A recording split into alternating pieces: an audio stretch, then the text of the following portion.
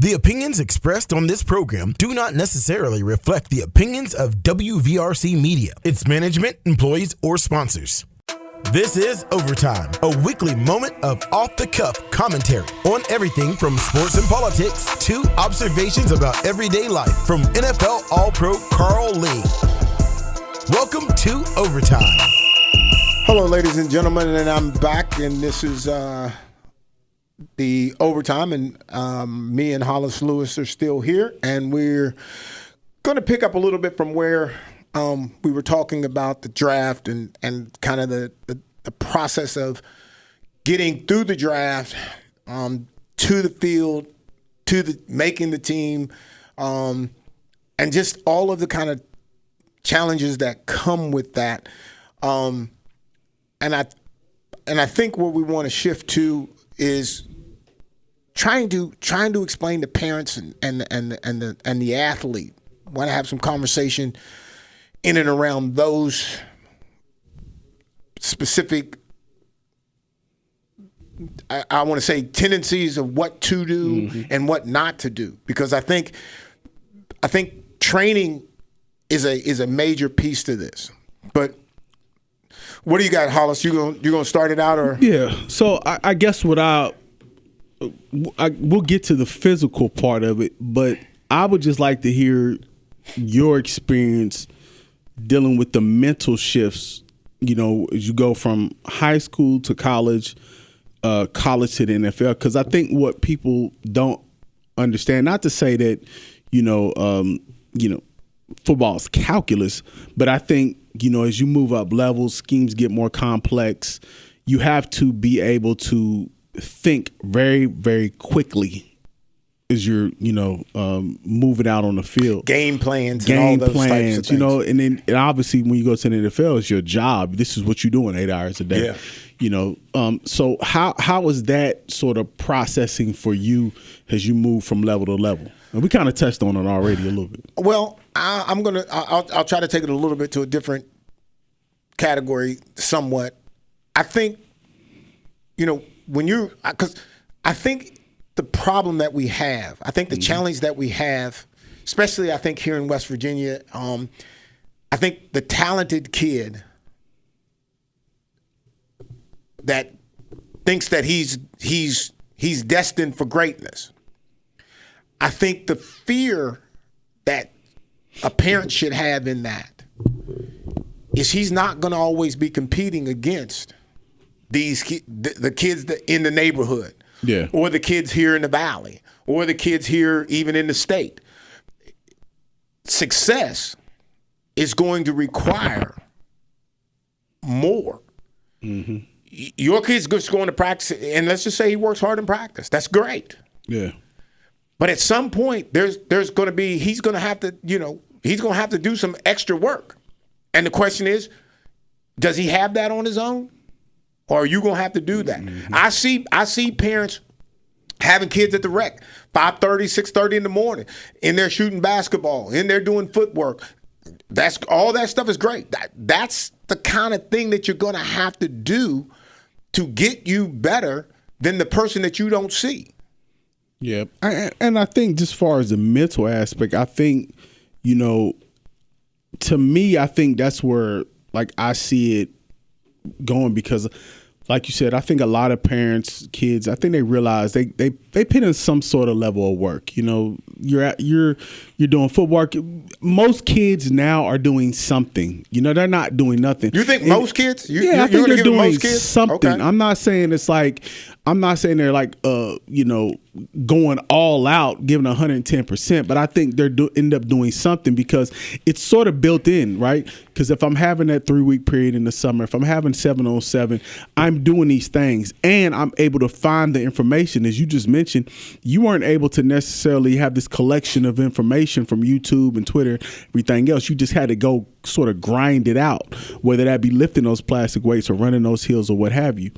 But what I see is that, but the advantage that you may have had is that on Sundays, Saturdays and Sundays, you and your dad, or just you and your buddies, y'all probably watching 15 games. or maybe not 15, but watching everything that's on. You watching everything that's on. So that almost becomes a case study within itself, and it allows you to build up that IQ. Where I don't know if kids today, like I don't know how much sports they're watching. You know what I mean? And see, and I'm concerned. I'm concerned about the work ethic, and to me, the work ethic is what I don't. And again, I won't see. You know, but I don't know that people are doing it. I see people coming to the rec doing different things, whether it's basketball or whatever. They're doing extra work. But I don't know if that good player, that great player that's great, he's the star player right now, I don't know what he's doing. And he needs or she needs to be putting in needs to be working the most. I think they're putting in the work, but I mean, again, I think that's subjective, right? Because I think that, like I mentioned, work's almost kind of built in because they haven't, like, if you're a basketball player, for example, you play in AAU, you probably have a shooting coach, you probably have these things already built in with, you know, the schools or the teams that you're running with. Now, are you maxing it out? Because I think there's a difference in, like, okay, I'm working out with the team, just like practice, right? Just like we mentioned. I'm working in practice, I'm working out with the team, is doing team activities. But are you actually analyzing yourself and saying, I need to get better here, I need to get faster, I need to get quicker, I need to get stronger, I need to develop my quad so I can jump? Are you doing those little nuanced things that's going to take your athletic performance to the next level? Yeah, because you got it, you know. And one of the interesting things about basketball, and I can't even begin to even act like I know anything about it, but I watch people go in the gym, they dribble, they shoot, they make a move to the basket, they do all those kind of things. I don't ever see the footwork to where they're playing on defense. And I don't know if you're going to be great enough, you know, not judging, but I don't know if just being a great shooter and not being able to cover somebody is enough. Or I think, you know, having well-rounded skills, because as you mentioned, just like what we talked about, you go from being, you know, having All-American considerations in college and leading the team in tackles as a safety. Now, day one NFL, you got to move the corner, which is, it's a defensive back, but those are two different positions. Way different. Right? So it's that same thing. For example, if I'm playing basketball, baseball, whatever, and I'm a shooter and I'm an offensive threat in high school, now obviously I go to a team in college and they got uber talent, and now I have to be a lockdown defender.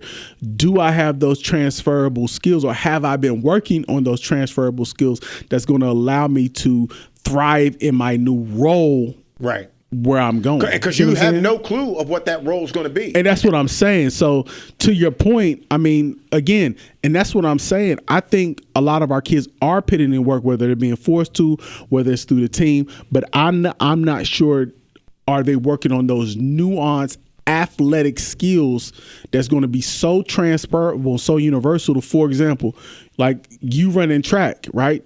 Because if you were at Minnesota and they had a great safety and a great corner, and they said, well, Carl, we like you. You just got to play gunner. Hell, you've been running track. So you've been used to busting that 40, 60-yard run and keep going. And you've been a safety, which you used to tackling. So those skills that you've gathered and collected would have been transferable if you had to go be the kickoff all-star or be the punt team punt return guy. And to that point, I was an R2.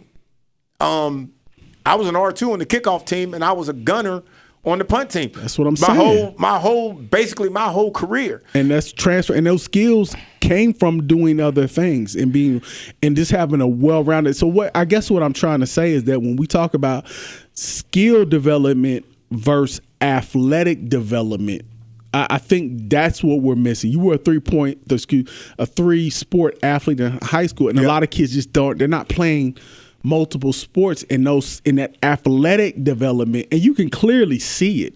You can see it, and it's particularly alarming in a sport like basketball where it's just so athletic dependent. Really if you're is. a good athlete and as a basketball player and you just got a little bit of skill, you can go kind of, particularly at a high school level. So you see now, it's just like, dang, these aren't just good athletes. Yeah. You know what I'm saying? They're good basketball player, not good athlete. And I'm gonna switch it real quick here to this piece. I think we have to prepare our kids for the next level, whatever that next level is. Yeah. Because when you go from high school, and this fits the parent as well. When you go from high school, he gets that D1. Let's say he gets a D1 offer and he signs and he goes there. You're done. As the parent, you ain't got no say. You ain't got nothing in this. And that's going to be a difficult task for you to understand that you don't have any control. You don't get to get up in the bleachers and yell at the coach and tell him to put your kid in.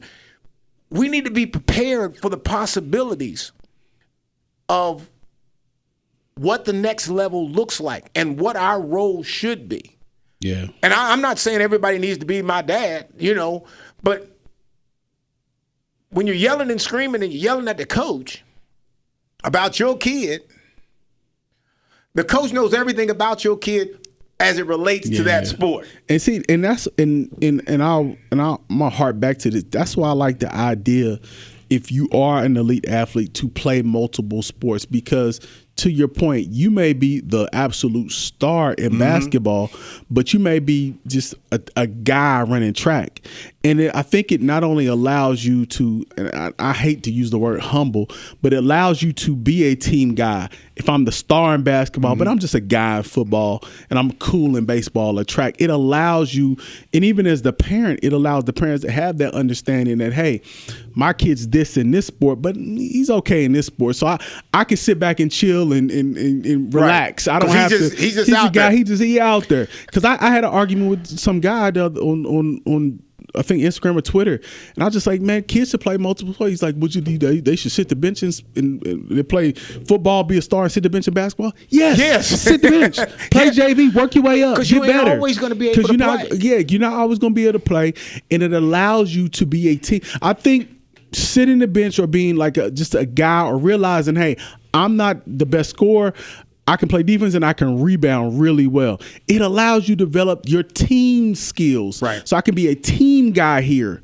And I understand how not only a superstar feels, because I'm the superstar in maybe this sport, but I understand how kind of the second tier guys, because I'm that in this sport. So when I go to my main sport, I understand how to treat everybody and how to work within the team concept and structure. Bro, I was the fifth guy on our basketball team. I started, but I was the fifth guy. Like, I know I can't shoot. All I'm here out on the court to do is to cover their guy. And that's it. And I might be this in football and this. And then when I started running track in college, I wasn't winning. I didn't win a meet. I didn't win a 100-yard dash at any given time. A 200 or 400, nothing. Is that not humble? Yeah, and that allows you to develop a different mentality. Yes. And it allows you to just have your mind not always set on, like, I have to do XYZ. It allows you to say, in this instance, I just need to contribute and do my part to the best that I can, and then I let the other superstars take it from there. So I just think having that, and I think, kind of to answer your question, I think that's what we've lost in West Virginia specifically. When I was in Orlando, when I was in Louisiana, and I was, paying attention to those high school kids, these kids play football, basketball, baseball, track. I mean, this is high school. Some of these guys play 3 and 4, maybe 5 sports in high school all 4 years. And they were developing. I watched Landon Collins, who was a free safety or strong safety with the Giants. I watched him not only in the football field, I watched him in a track meet. He didn't win the track meet, but he was there. Lindsey Scott, who's playing in the USFL, I watched him, play high school football and also run track. They weren't necessarily winning, but they were multiple sport athletes who were focused on developing athletic ability. And I think in West Virginia, we've totally lost that. Yeah, We're not good athletes anymore. Yeah, we just one sport. And ladies and gentlemen, we're going to close on this note. If anything, try to add to the athleticism of the sport for your child in multiple sports, because all these sports do great things for you. Track helps your speed, basketball your footwork, football the physicality. I mean, and I'm not saying anything negative about soccer and all those kind of things. They bring something too, but doing something other than just one sport, you can't. I just don't see how that really works. But that's our take from Let's Talk. And ladies and gentlemen, we're going to get out of here, and we'll be back with you again soon. The opinions expressed on this program do not necessarily reflect the opinions of WVRC Media, its management, employees, or sponsors. Follow us on Facebook at Let's Talk Carl. Visit WCHSnetwork.com/Let's Talk for more.